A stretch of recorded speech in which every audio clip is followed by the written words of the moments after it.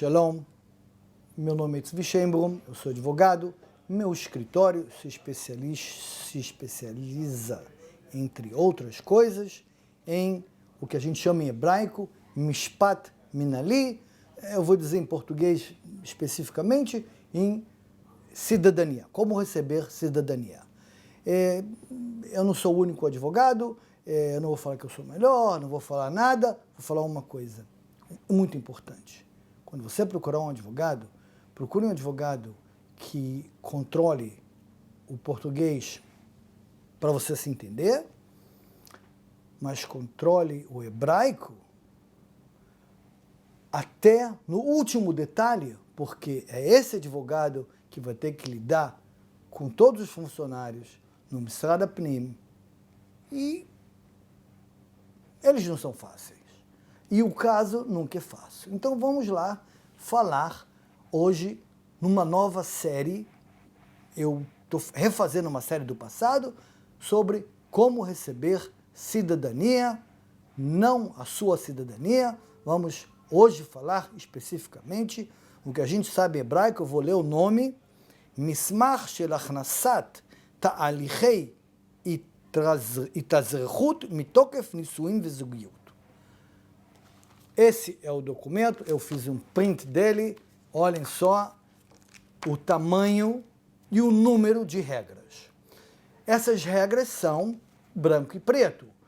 Não, essas regras não são branco e preto. Muitas dessas regras têm que ser interpretadas, muitas dessas regras podem ser um pouquinho entortadas, algumas quebradas, a maioria é rígida, nem todas. Para isso, é necessário que o advogado tenha experiência, alguém que já fez dezenas desses casos. Todos os casos que esse advogado faz, com certeza dá certo. Com certeza não. Porque se um advogado falar que ele tem 100% de casos que deu certo, pode ser, eu acredito em milagres.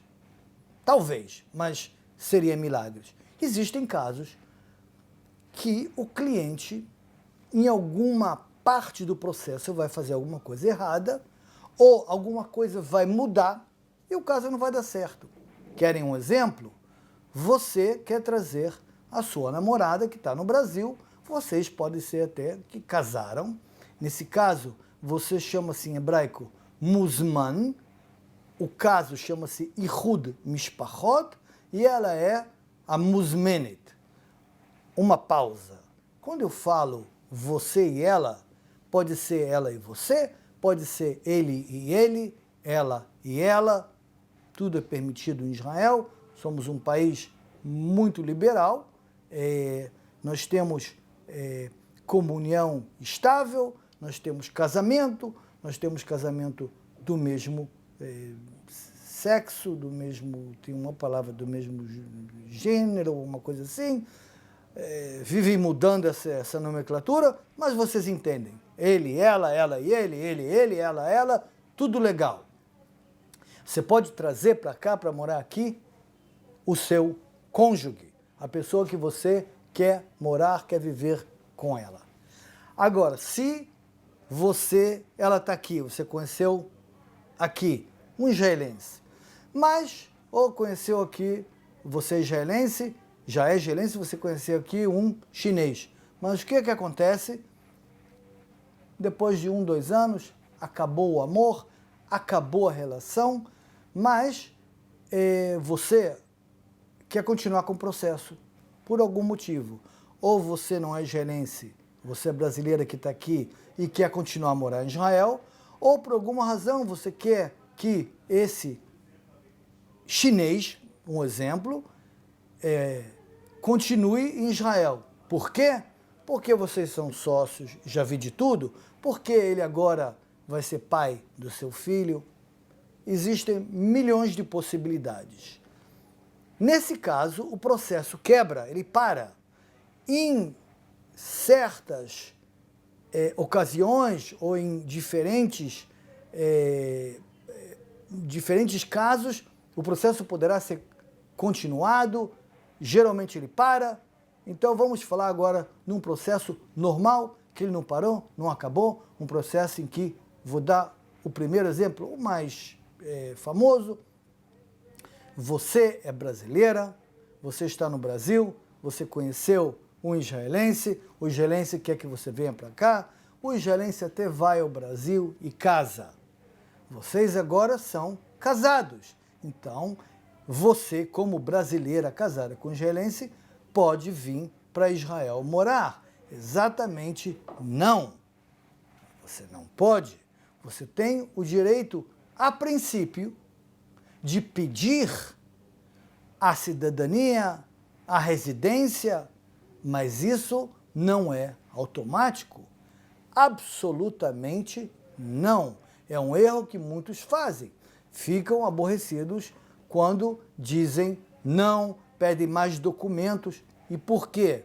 Porque essa regra de que você pode trazer alguém para morar em Israel não é uma regra automática.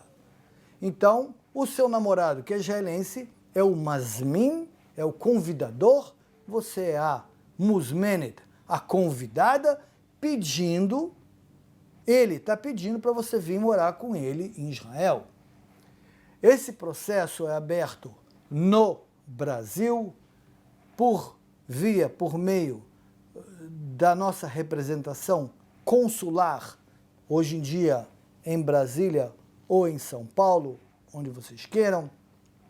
A documentação terá que ser feita no Brasil, inclusive a tradução não é feita em Israel, é feita no Brasil, com o tradutor juramentado, que em Israel não existe.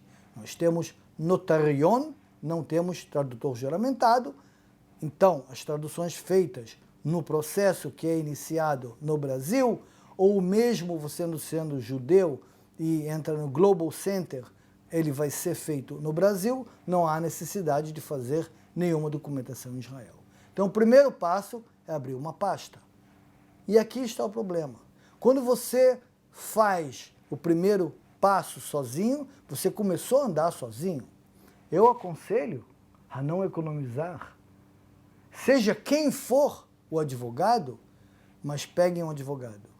Porque provar uma união estável até provar a veracidade ou a sinceridade ou a seriedade que por lei você tem que provar, não é automática, do seu casamento, não é com o seu papel de casamento, ou seja, a certidão de casamento, não é suficiente. Você tem que provar a seriedade, a veracidade, a boa vontade. É bem complicado. Então, o que eu aconselho nesse primeiro vídeo é, antes de vocês fazerem o primeiro passo, pensem bem. Contratem um advogado em Israel que vai montar o seu caso, que vai começar no Brasil. No próximo vídeo, nós vamos falar quando o caso não começa no Brasil, ele começa, como eu vou explicar, existem possibilidades já no Estado de Israel. Continue assistindo, o próximo vídeo estará no ar em breve. Obrigado, Toda Rabá e até breve.